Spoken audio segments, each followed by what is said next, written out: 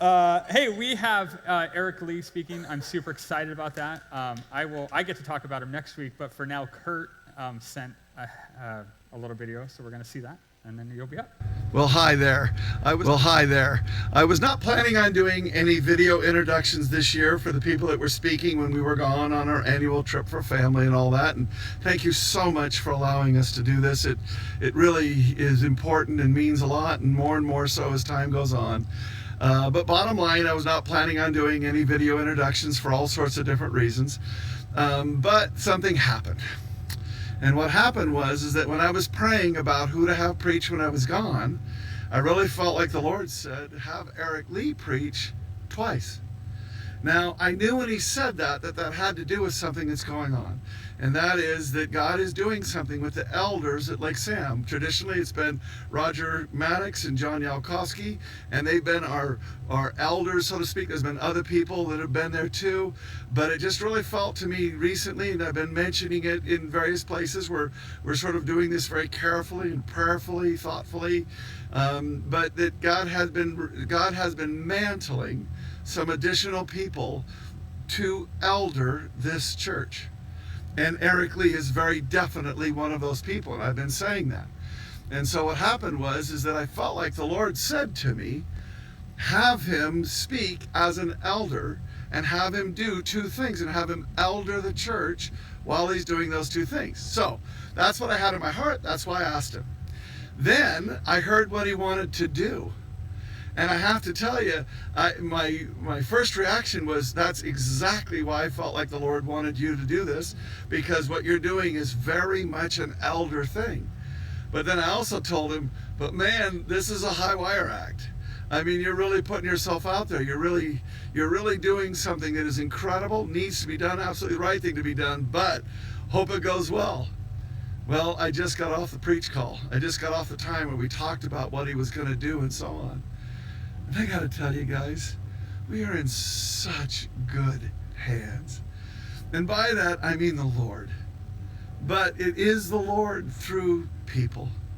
And I cannot wait for you to experience what I just did, as God did what he does through his people, through his elders.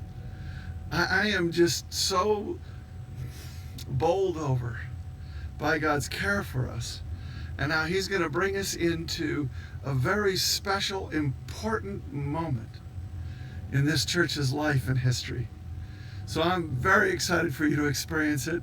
Can't wait for it. Lord, in Jesus' name, bless this time and make it everything you want it to be.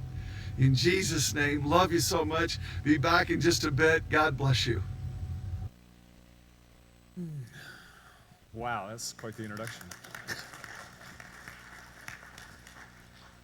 I'm going to adjust my stage just a little bit. Hi.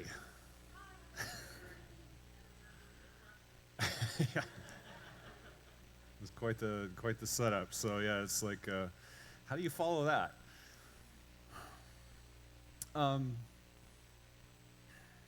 So I feel a little more comfortable up here. This is the fifth time, I think, that I've been up here, fourth or fifth, I lost track.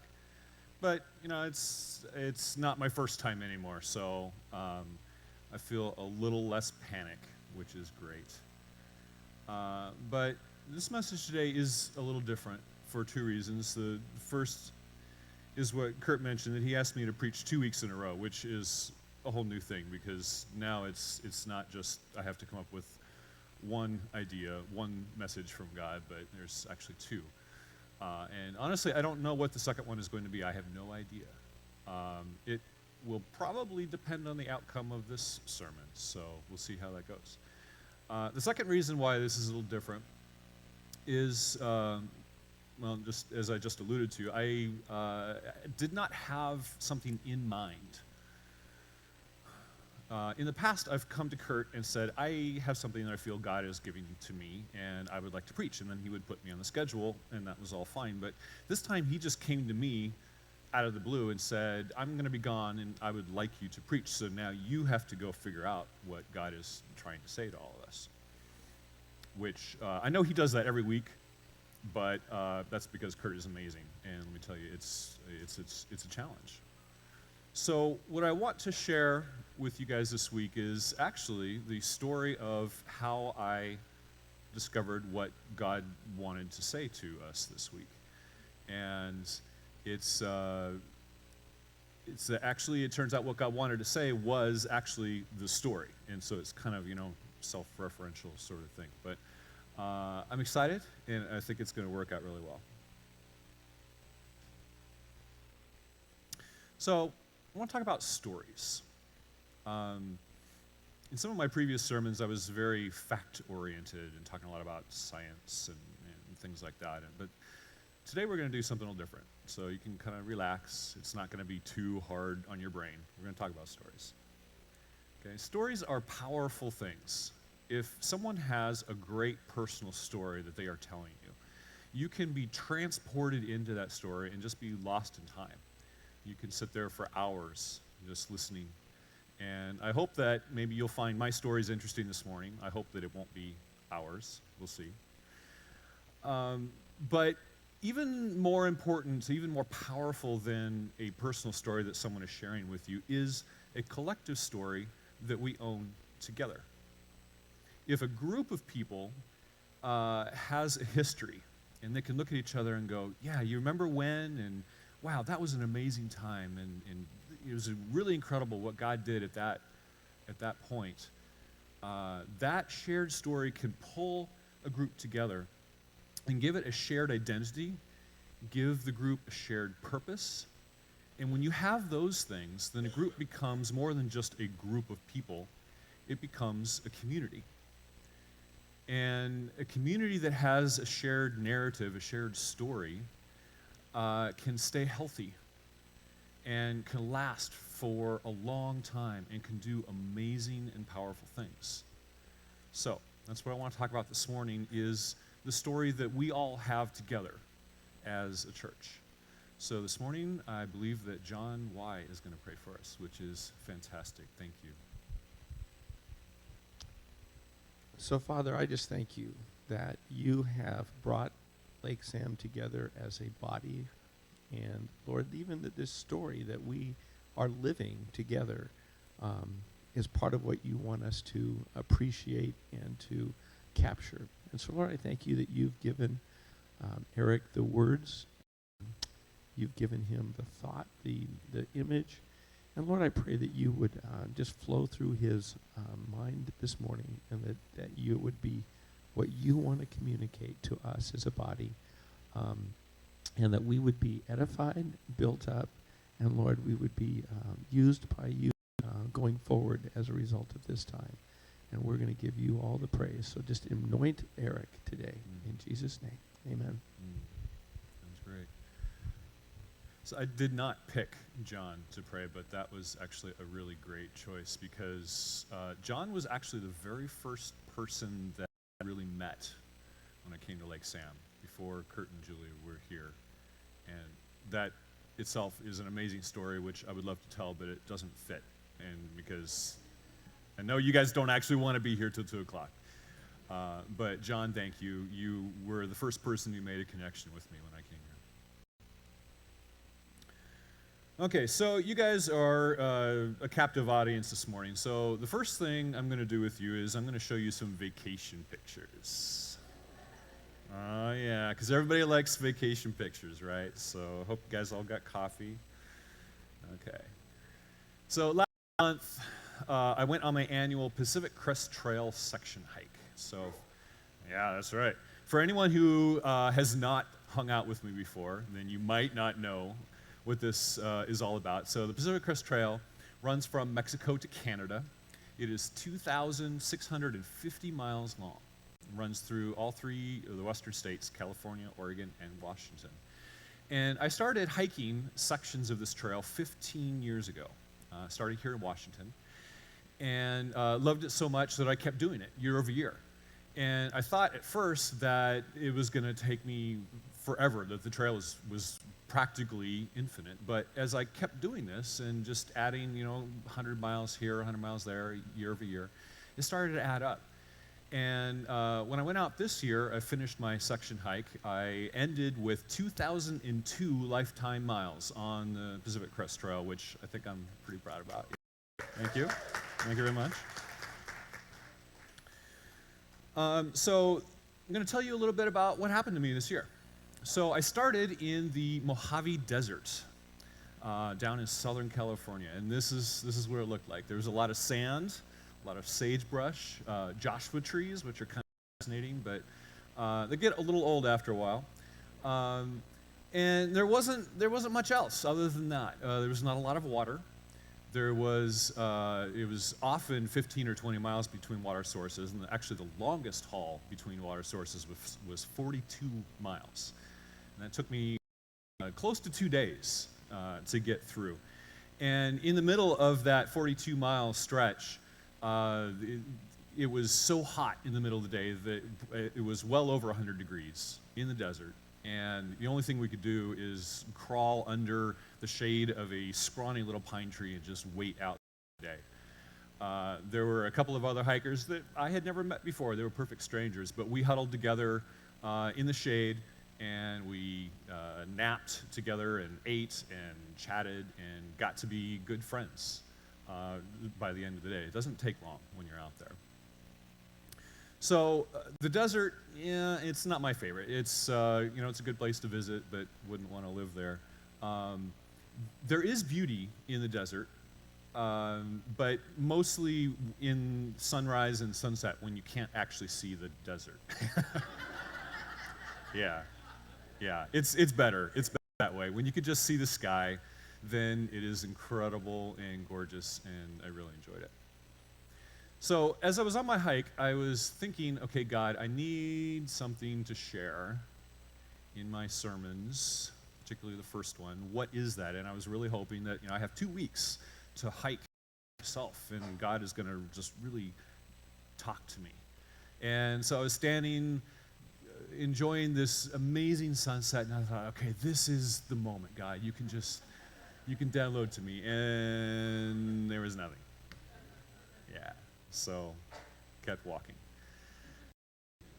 Okay, so I got out of the desert, made it to a little place called Kennedy Meadows, which is just a general store, tiny little thing in the middle of nowhere. But it's kind of the dividing line between the desert and the High Sierra, which is an amazing mountain range down in California. If you haven't been there, I highly recommend it. But as the hikers walk up to Kennedy Meadows General Store, everyone who is already there, they stand up and they clap and they cheer you in as you walk because you've survived the desert. And how amazing is that, right? It's really a lot of fun. And people pick up a resupply box here, and they get extra gear that they're going to need for the mountains. And most people take a rest day, so everybody gathers together in a group. There's probably, 50, 60 hikers there when I was there, and I spent a day just hanging out with these people and getting to know them. And these people have almost nothing in common. They're from all walks of life.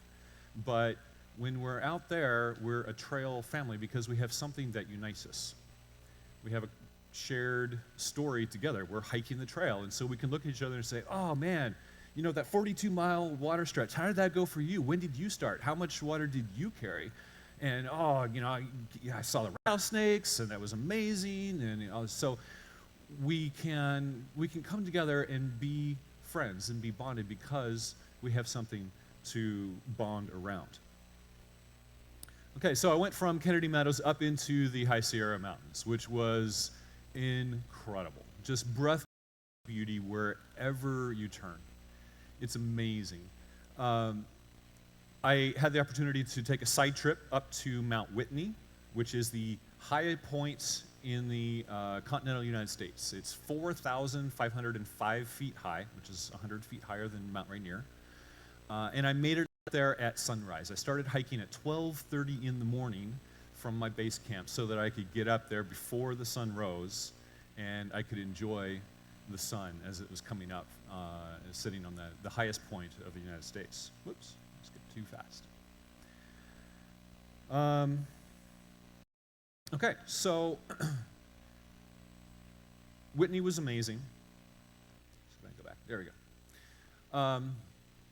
And again, I was sitting up there watching the sunrise and thinking, okay, God, now you can download to me, right? And he didn't. Yeah. It was really cold. I was wearing every stitch of clothing that I owned and was just barely staying warm up there.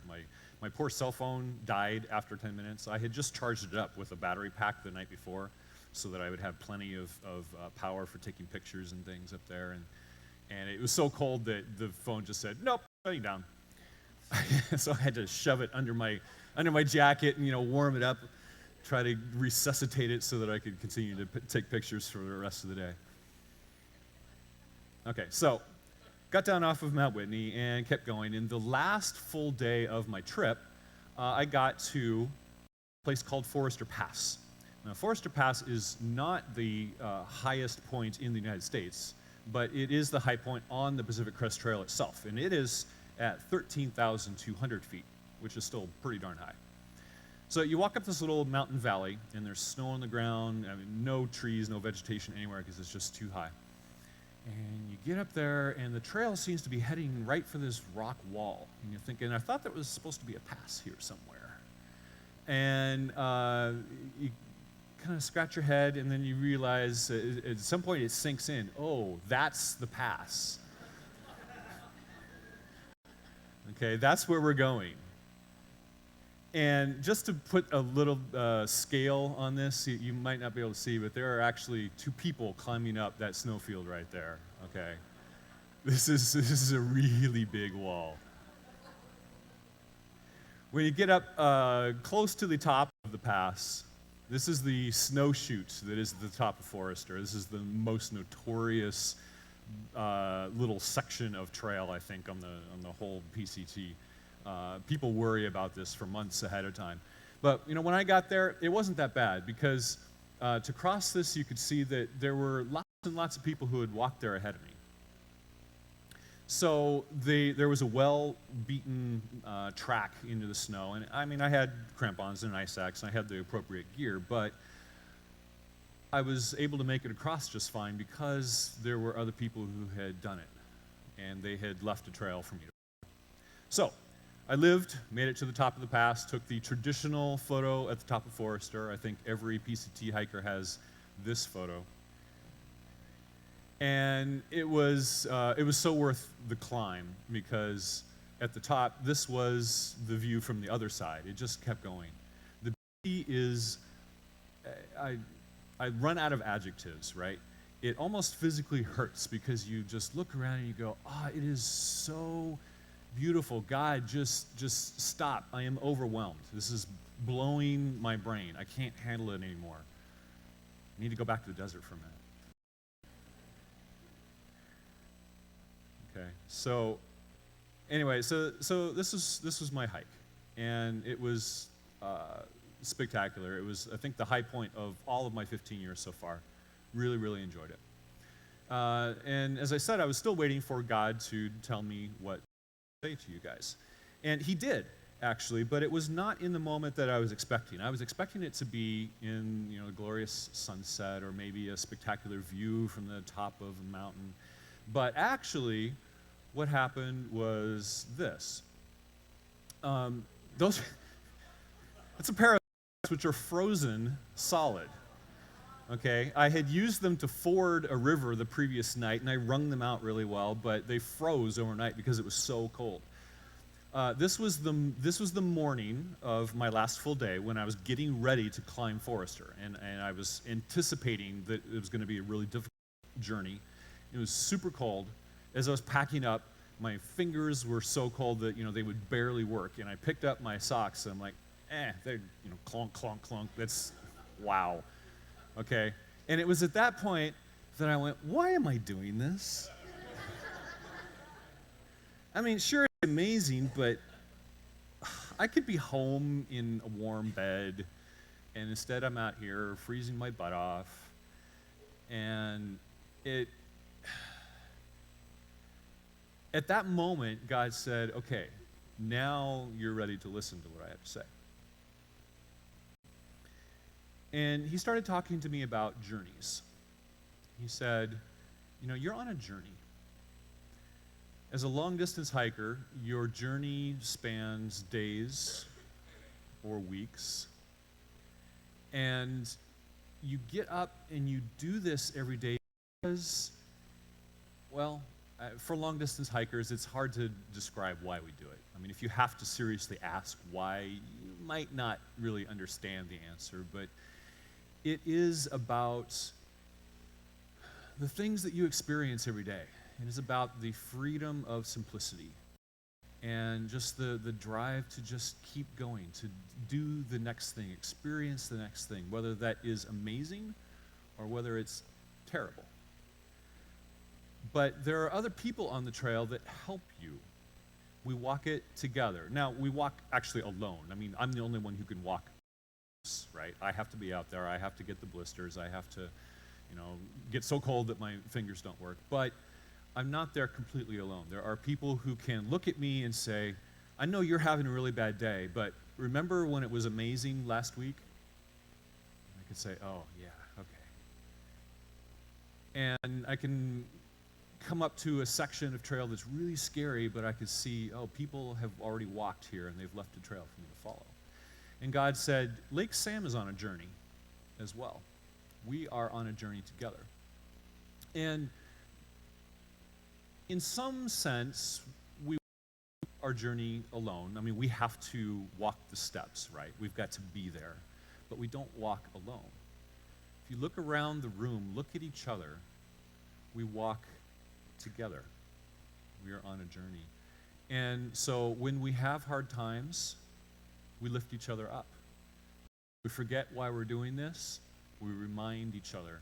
And when we look at something ahead of us and go, I don't know if I can do this, it's too hard, someone else can come alongside of you and say, I know it's hard, but you know what, I've done it. I've already been there, and I know the way, and I can help you walk through it. So that's the first thing that God showed me. But it didn't stop there, because he brought another story to my mind. Now, this story is a story of my son, Josiah. He goes to Wilderness Awareness School out in Duvall, one day a week. And he's attended here for many years. Now, the school it's a nature and outdoor school, and they do youth programs and adult programs. It's really an amazing group of people. And this was actually his last year in the youth program that he was in.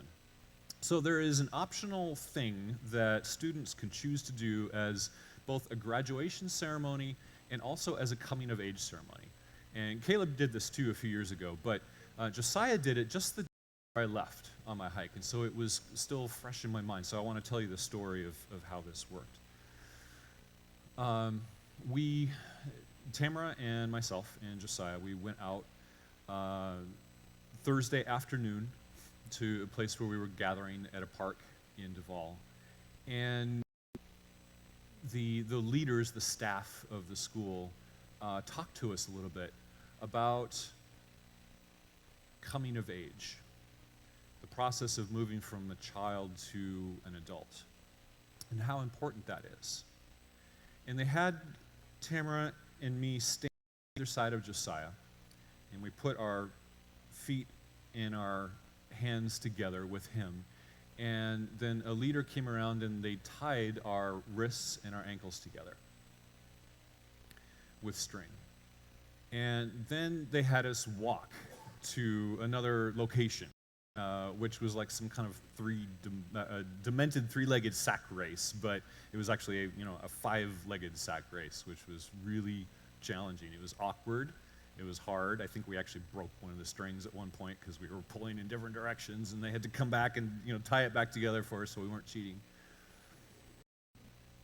But when we got to the place that we were going, they said, these strings that tie you together, they represent the bonds of the parent-child relationship. You have been bonded, tied together with your child as you've raised him. But they're getting a little awkward because he's on that brink, that transition between child and young adult. And so now it is time to let him go. And Josiah drew his sheath knife and he cut the strings that were tying us to him. And then he and the other questers and walked away without looking back. And Tamara and I were left there alone. So then we went home. And we had the strings on our wrists and our ankles to remind us of him, to remind us to think about him, to him up in our hearts. But what Josiah was doing, he and the other questers, is they went out into the woods and they started their own personal campfires, each one of them,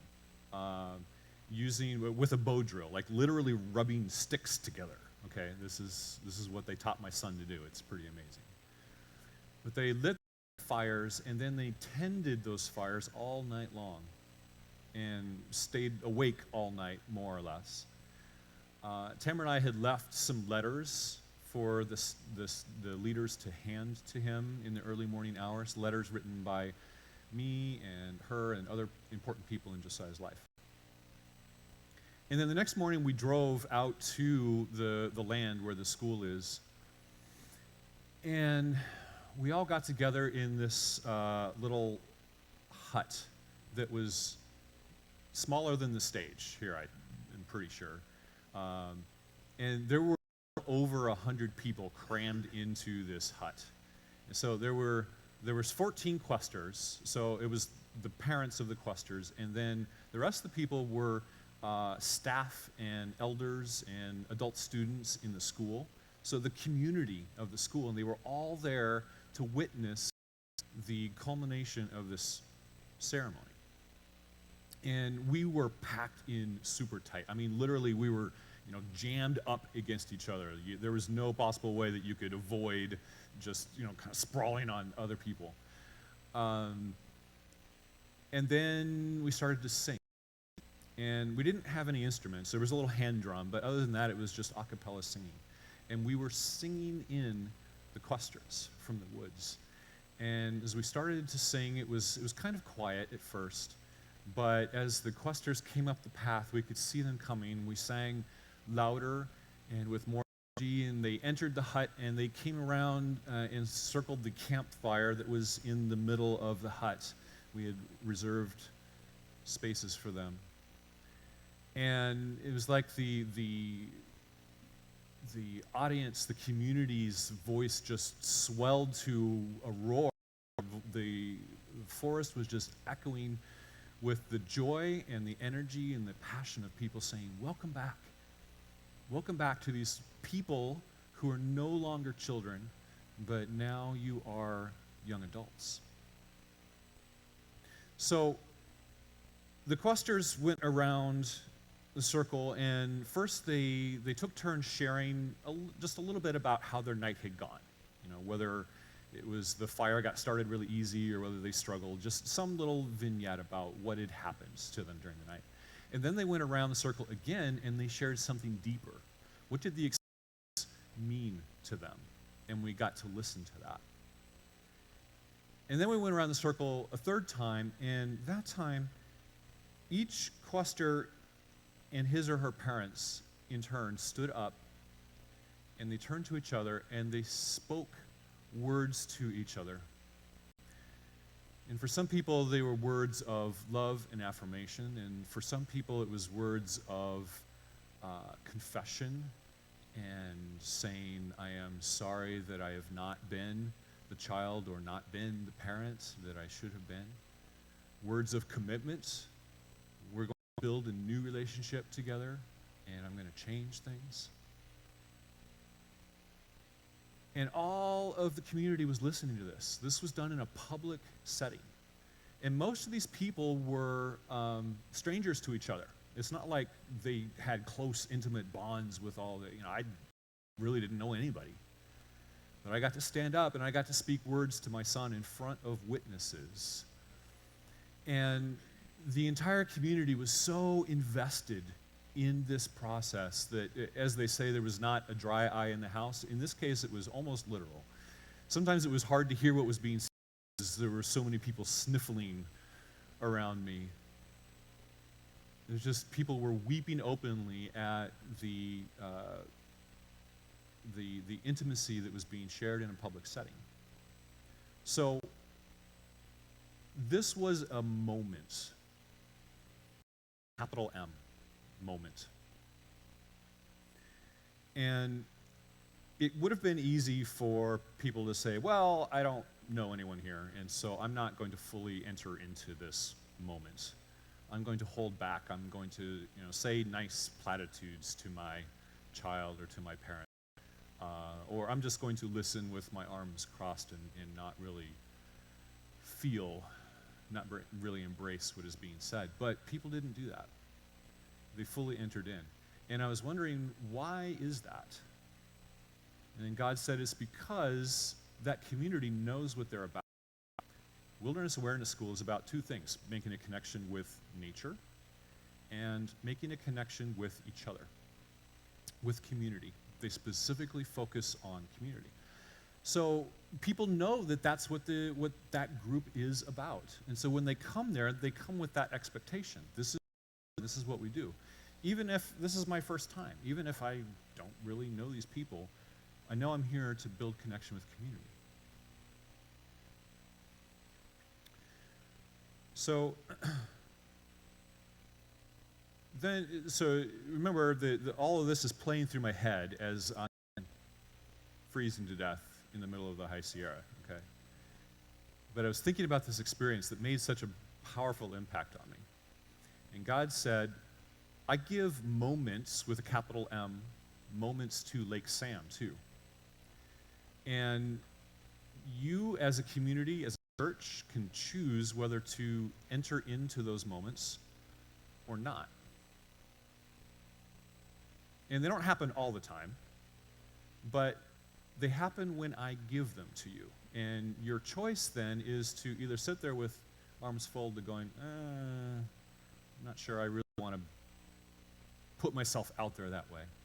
Or you can greet it with arms open wide and say, yeah, I am all in. I'm going to do this. I'm going to go where God is taking us, and I'm going to be vulnerable. I'm going to be intimate with people that maybe I don't even know. Because I know that this is our church body, this is our family, and this is what we're about, and this is what we do. Okay, then God said, there's a third thing that I want you to talk about, a story that I want you to tell. And that third story is actually not my story, it's Lyle Hall's story. Remember when he was here, he and his family, they're missionaries in Alaska. And they stayed at our house for, I don't know, over a month, I think, while they were here. But I got to talk to him a lot, which was fantastic. But Lyle told me a story about his work with the Maasai. He had been with them before he came home, talking with some of the Maasai elders. And the Maasai people are facing a huge crisis right now because the change is coming on their people, and they can't avoid it. There's no way to avoid the change that they have to deal with. The only thing they can do is get out ahead of it and plan for it and decide how they want to react to it. So the elders came to Lyle and said, we want to build a new system of government for our tribes, and we want you to help us design it. And Lyle's like, whoa, hey, I'm no Benjamin Franklin, right? Because that's basically what they're asking him to be. But he thought about it for a little while and then said, okay, if you're serious about this, if you really want me to help you with this, there's something we have to do first. We have to figure out what your purpose is as a people. And the Maasai elders looked at him and said, well, we're not really sure what you mean by that. What do you mean, what's our purpose? And Lyle said, okay, let's try it this way. What is the purpose of a cow? And for those of you who don't know, cows in the Maasai culture are super important. They are money, they are food, they are social status. Everything revolves around cows in the Maasai culture. So he said, what is the purpose of a cow? Why did God make a cow? And the Maasai elders said, oh, well, that's easy. A cow is for this and that and the other thing. And, they could talk excitedly about it for a long time.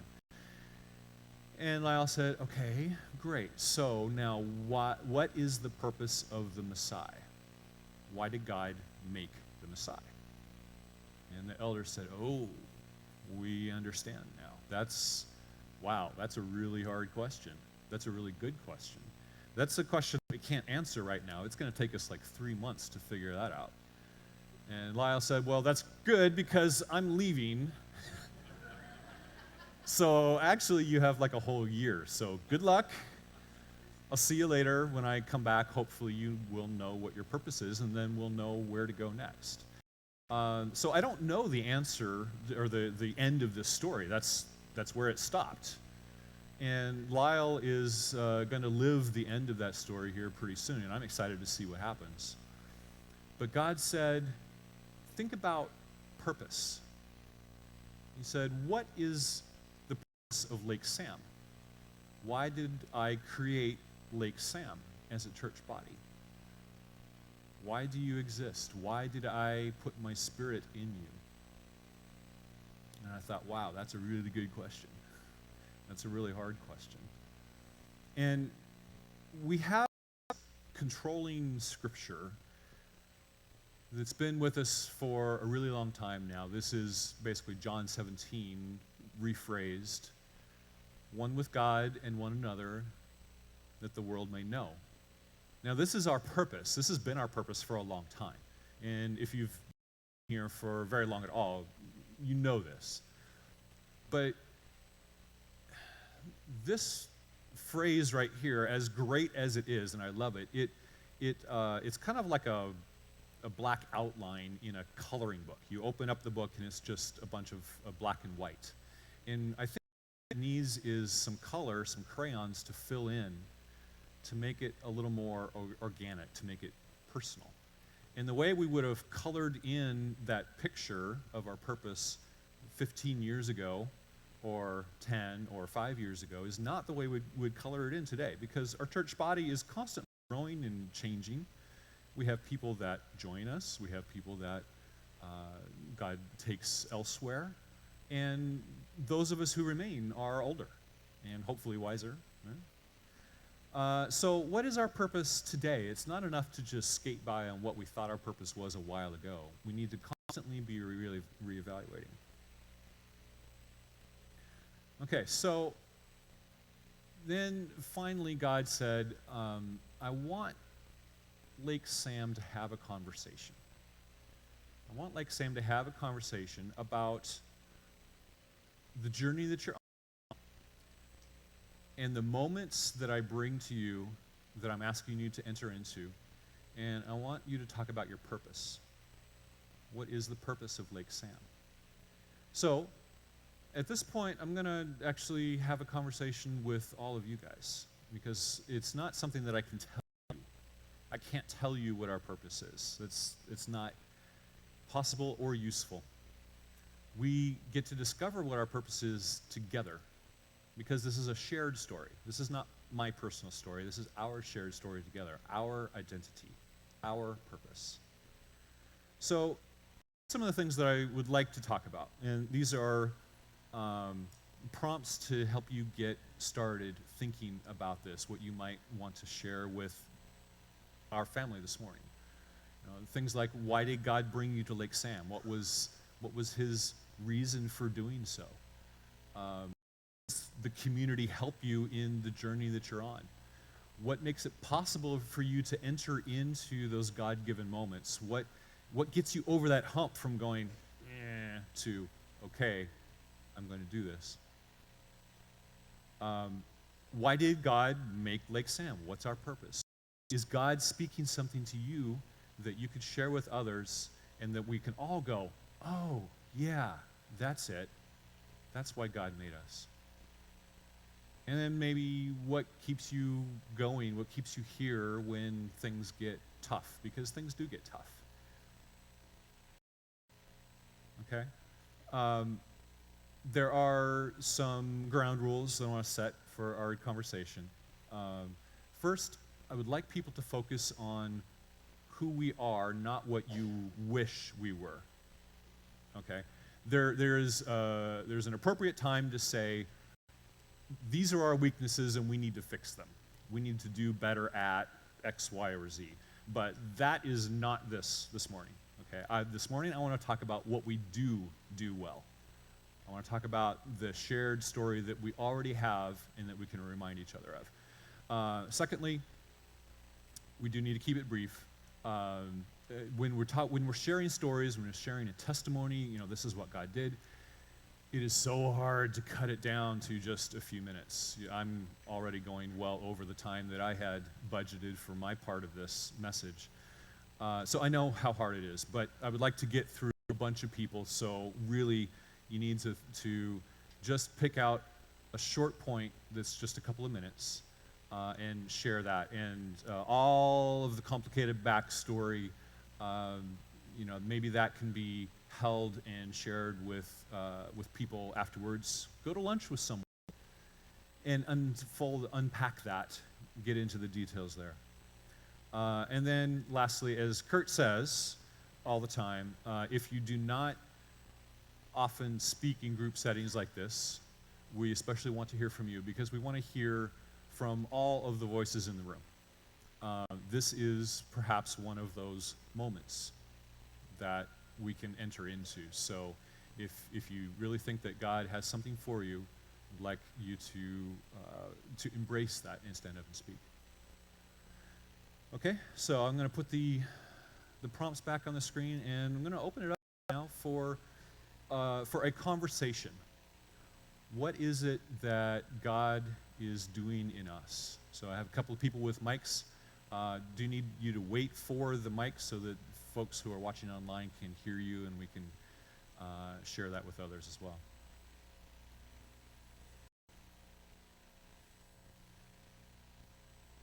And I'm totally comfortable with silence, so I'll just, Check. Well, for me, Lake Sam has been a safe haven. When I needed support, people within this church have mentored my children, and they're amazing kids today because of the investment that these people have poured into our lives. And that's what this church has been to me, and I'm still amazed and blessed that continues on in our lives. Absolutely, thank you. Yes, and I completely agree with that. My own children are who they are because of this church body. Absolutely. Who's next? I've got my daughter.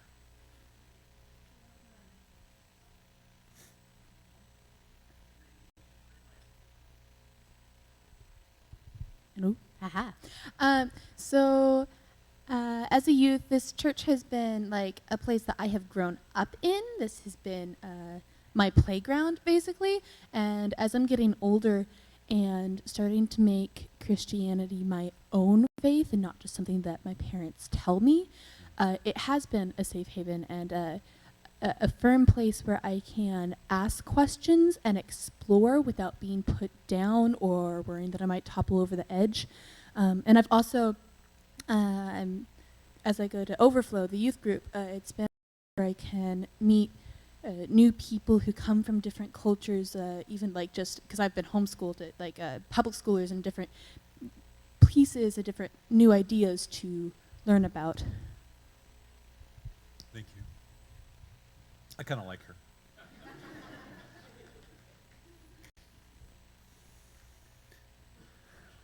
Back.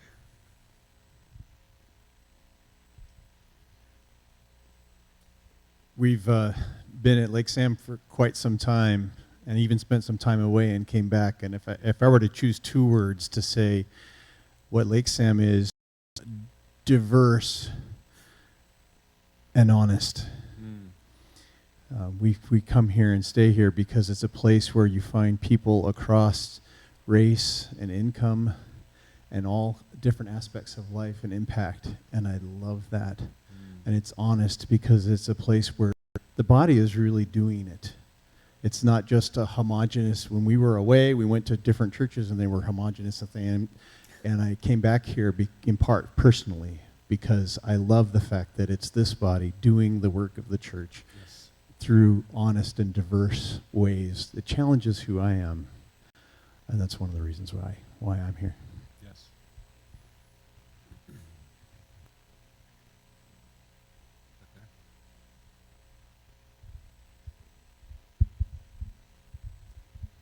Gary and I have been here for a long time as well, and I think for me,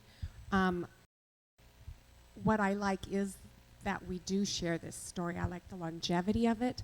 I like that I have friends here who, for instance, Eric and Tamara, who I've known since before they were married. I like knowing that when I'm going through something difficult, not able to be here or whatever, that I have friends here who pray for me and reach out to me, and that I always am part of this family, and I really appreciate that. Mm. Yes. I was thinking about the power of longevity and when you are new to a community, I mean, you're new. There's no way that you can fast forward and get to be an old timer. But I got to tell you, being an old timer is precious. It's because now you can, for those of us who have been here for a long time, it just there is this sense of weight, of peace, of just this is who I am. This is who we are. And I think speaking to the old timers among us this morning, our job is to embrace and enfold the people who have not been here as long. And I'm speaking to myself. It is easy for us to just focus on the people that we already know well and to not continue to build a community. And I'm excited that we actually do a good job of that. We have a fight here, dueling hands. Who's going to win? All right. Do you want to win? Hello. For us, me and Joel, we've been coming here. I'm not going to stand up, by the way. I'm not. Just don't ever do that. I'm going to sit down. So we've been coming here a long time, but the first time was 8 years ago. I'm trying to keep this short and not cry. We have, for those of you that don't know, we have 2 sets of twins. And with the first set, we lived in Bellevue, and it was very difficult for us. And when they were 6 months old was the first time when we came here. I had postpartum depression. I didn't realize it back then. And I didn't want to go anywhere. That's not like me. I'm an extrovert. And Joel emailed the church and said, hey, we live 5 minutes away from you guys. Please pray for us. Didn't say that we're coming in, didn't say anything at all. And so the next week we come into church, and of course I don't want to get out of the car because I have postpartum depression, and every time that I do, people say, oh, are they twins? Oh, how blessed you are. Oh, how sweet. Oh my gosh, no, it's not. You have no idea about my life. And I didn't know I'd have another set of twins, but anyway, that's another story altogether. So the first thing, before I even step both feet out of the car, I meet Donna, and as most of you know, she has twins. But she looks at me, she walks over to me, and she sort of puts her hand on my shoulders and says, how are you doing? And she says, are they twins? I'm like, oh, good Lord, here we go again. I didn't know she had twins. But she said, are they twins? I said, yes, and how funny. And she sort of put her hand on my shoulder and said, how are you doing? That was the first time in the, Wow. That was before I'd even gotten out of the car. Yeah. And then we walked into church, and then we met Chris. She was standing outside the church and outside the sanctuary, and Joel introduced himself, and she said, oh, you must be Lorelei. And I was like, what? How do you know this? And then she reached in her pocket and pulled out an information, a little prayer for me with 2 people to call on it. And then Cassandra, who worked here at the time for the children's ministry, she walked up to us and said, you must be Joel and Lorelei. I'm like, what? How do you know this? Anyway, so she took the liberty of looking us up on Facebook, and just so she just so that you know, I'm here to show you where the kids go and show you where everything is. Do you need a cup of coffee? We hadn't even been in here for like 3 minutes, and we'd already met so many people. And I'm like, oh my gosh, this church really, really, really loves us. Yes. And they don't even know us. And so that is what I want to be to people who come in here for the first time, Wow.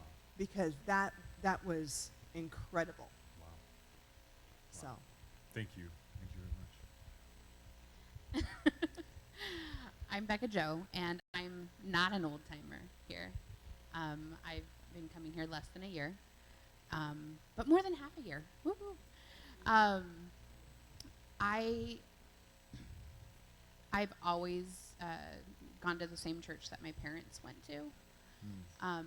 I recently got a promotion at work, moved here. I'm from the east side, and it was my very first time. I'm over 30, and it's my very first time choosing a church. And I had no idea how to go about doing that. But I'm slightly anal and organized, and so I made a list, and I determined I was going to go to a church every weekend until I knew where I was supposed to be.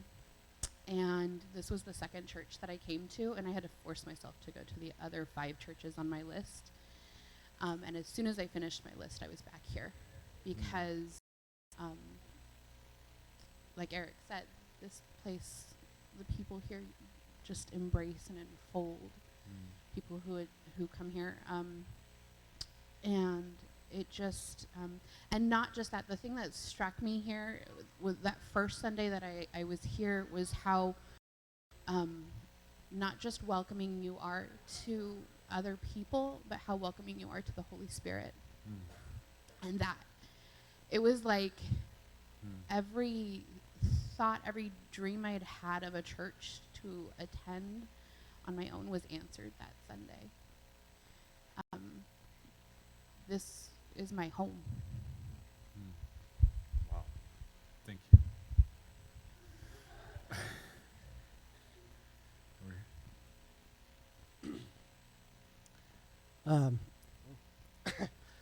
here. For me, it's about family. I mean, this church is messy, and that's how my family is, right? And, Yep. and That's us. I love that. You know, we're so relaxed compared to places I've been before. I mean, Kevin's up there doing worship with no shoes on, and no one cares. Like, it's great because the focus is relationship. It's not a set of That's right. expectations here. That's right. Wow. I think that, sorry. I think real life is done with real love here. And Maureen and my story about getting here is one that I won't share, but it was just so great. But I've been so in leadership so long that, pastors solve problems, right? And I kind of look to leadership to, and it's funny, the number of things I've brought to Kurt, and he'll say, I don't know, I got an answer. And yet people like Eric and people like Roger and Bruce help me come through a situation. And Kurt's there to support and so forth and so on, and he's my friend. These guys help walk me through this. And when Drew, my son, who had a tragic accident and is doing better, I mean, the people here were so supportive of him, and that's why that's part of the reason he got through this. So real life is done with real love. And it is messy at times, and that's okay too. Yeah. Because that's the way families operate. It's not always perfect. It's just we're not. We're imperfect people. That's all right. You guys hear the theme? I think everybody who has spoken so far has said basically the same thing, which is really cool. It means we have a shared story.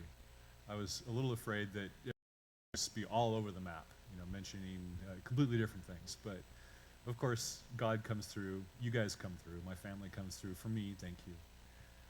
We are a family, that we are here for each other. I think there are some churches who are kind of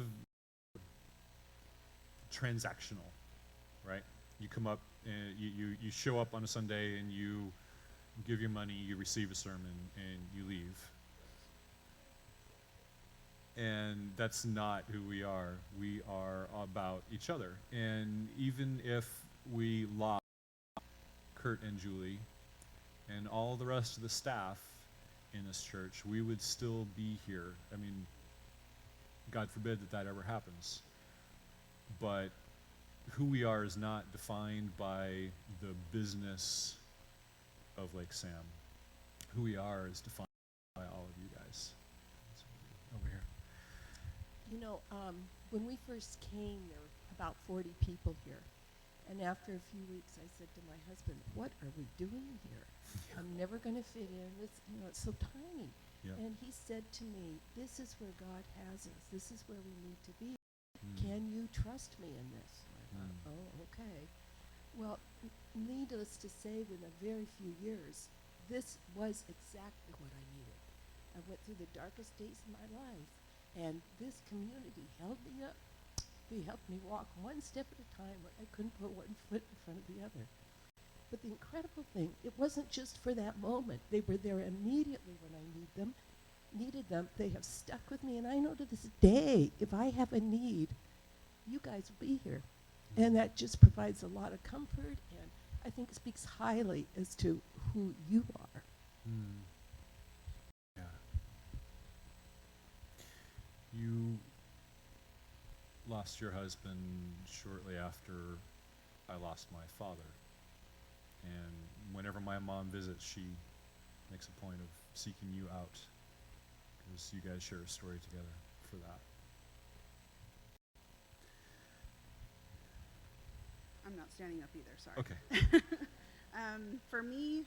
Hold the mic up though. Okay, sorry. My parents have gone here for a really long time, and we kept coming in and out, and we lived really far away at first. And so, but every time we came here, we felt like it was family. And from the moment we first walked in the door, we had people saying, "Oh, we've been praying for you," and we didn't even know who they were. So, and knew my story before I even could share my story. So that was huge to me. But also coming to this church when we finally made this decision to, okay, 45-minute trip, it's worth it. Just learning how to be filled with the Spirit and be okay with that. And because at first it was really scary. Yep. And I think that's like the biggest thing that I've learned, that it's okay. And to have those mentors alongside of you saying it's okay and this is what this means, and helping you just on your journey like that. Absolutely. Thank you very much. Is it 2 o'clock yet? We're going to do, I'm going to say 3 more. And so I've got this one here. I want to do Adam in the back. And then, yes. Okay. You know, you notice I'm not anyone's names. That's because I am horrible with names, and I apologize. Seriously, there's something up here that is wrong. That I can look at someone, and it's not like I don't recognize you. I know exactly who you are, but I work to pull out that first name, and I'm like, I can't find it. I don't know, it's mature senility or something. But anyway, I love you all, so go for it. I have the same issue. I'm Hannah. Hi, Hannah. Hannah Banana. Hannah Banana from Montana. True, it's true. I'm not, multimillionaire like the other Hannah, but okay. So we came here because of the signs outside. We thought they were kind of interesting, and we're like, kind of felt like the church maybe actually had a personality. We've tried a lot of churches in the past, and probably not something I should admit, we have actually run away from churches. When it was like, hey, stand and greet people, we literally, as soon as we got outside, ran so nobody could stop us. And so we thought, okay, this looks like a great church. We watched something online so we didn't have to run. Thought, wow, Kurt, how genuine he was, how he just made it so interesting, and you can just tell from his soul he believes, and the love that he demonstrates. So we started coming here, I could, copy paste everything everyone already said about the community. Right. But for me, it was you know, God, through Kurt and the people here, really helped us grow our faith within this community. And through that, it's completely changed our lives. I mean, I can tell you, my husband is a completely different human being than he was 2 years ago. And hopefully he'll watch this and he would agree. And no, and this just, that sounded really bad. No, in a really great way. Sure. I mean, he's just, every day, and I'm like, wow, like you are just amazing, the things that he does and the heart he has for God and others. And so I feel like for me, God brought me here to really learn that a church can be a really loving place that's not judgmental, where where I was able to learn how to talk about God with others outside the church in a way that's, I don't feel like I'm trying to sell my church or sell God, or in a very comfortable, vulnerable way, the way that this community operates. And from that, I've been able to go and, you know, God directing me, speak to people that don't believe, and I've been able to influence them, right? And I've been able to help so many people through that. And so I kind of feel like God brought me here so I can be an evangelist. But you can't do that without the support of an awesome community. So I guess it all ties in. So it's creating that story outside of the community as well. Right. That's right. Thank you. Adam, do you have your own mic back there? Yeah. I travel with my own. It's easier that way. So next month marks 12 years for me here, which is crazy. Because to keep you from leaving, I've tried to do it a lot, and I don't know why I keep coming back. But I think God brought me here because I came from large corporate church environments that Kurt often talks about, and each one I was at, I just got burned.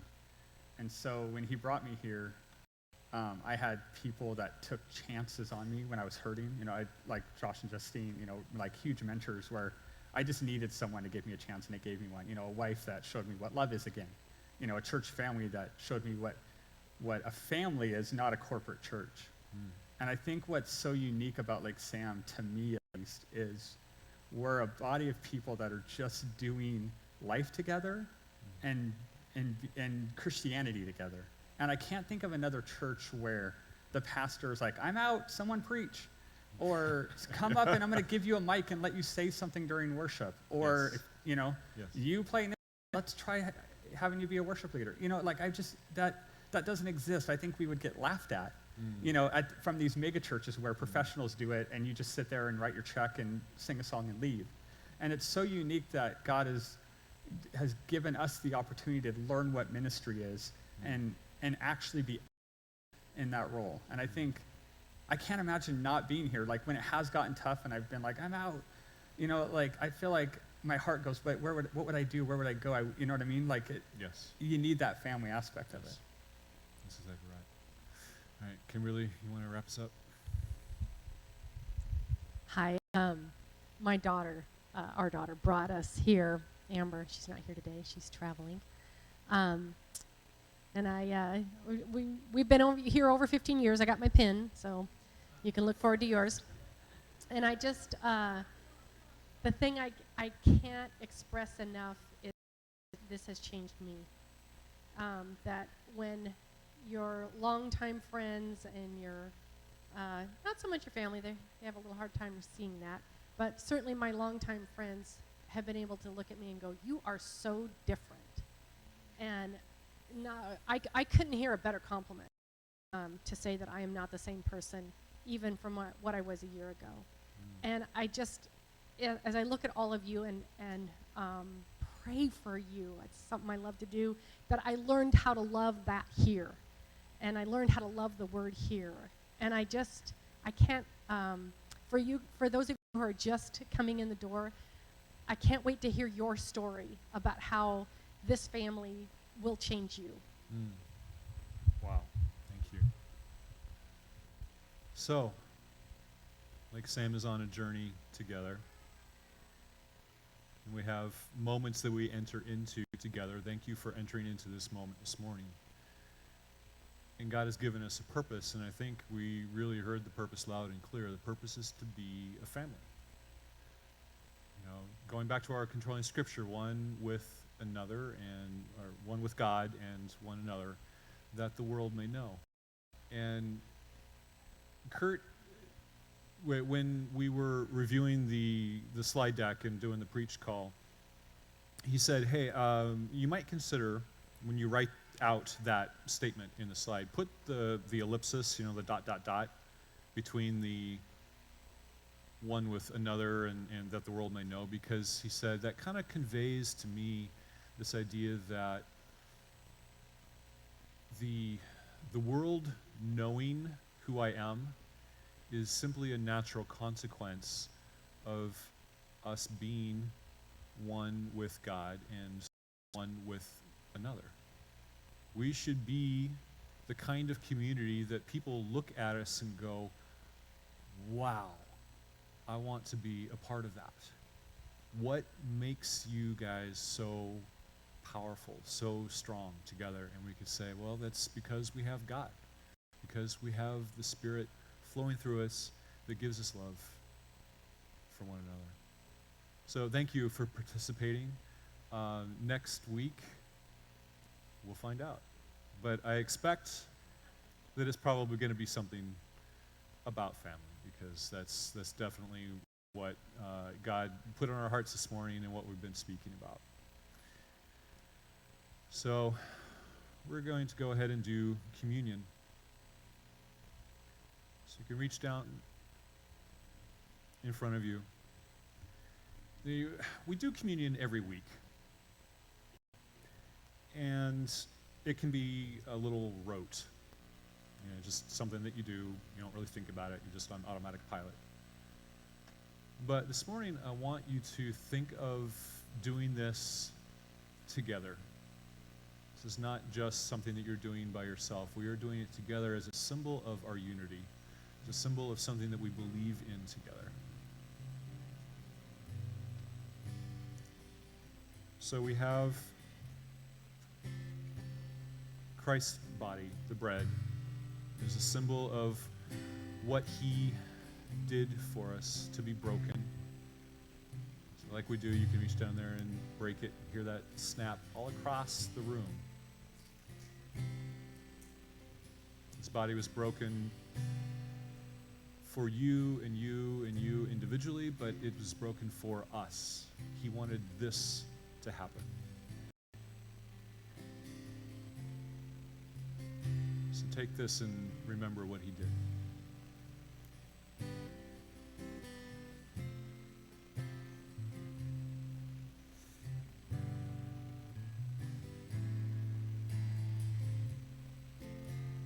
And then the symbol of his blood that was shed for us. And it was to make us clean, because in our broken state, it is hard to be a family. It's hard to love. It's hard to extend ourselves out.